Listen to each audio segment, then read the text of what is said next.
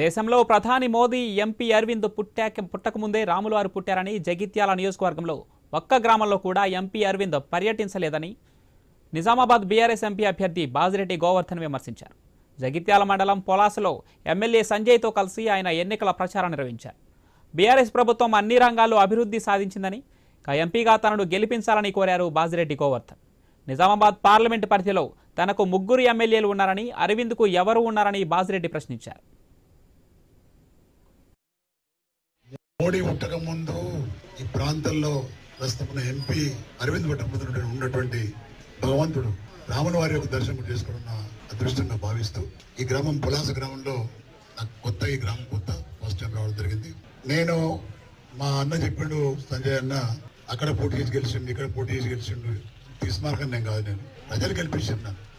నేను గెలవలే, ప్రజలు గెలిపించిండ్రు కాబట్టి ఇవాళ గౌరవ కేసీఆర్ గారు మన రాష్ట్ర బీఆర్ఎస్ పార్టీ అధ్యక్షులు నన్ను పిలిచి బాజిరెడ్డి గారు మీరు నిజామాబాద్ పార్లమెంటరీ పోటీ చేయండి అన్నప్పుడు నేను సార్ నేను మా జిల్లా నుండి కొత్త పాతని కానీ కరీంనగర్ ఉంటుంది కదా సార్, నాకు జగ్తాల్ మరి రోడ్లో ఉందంటే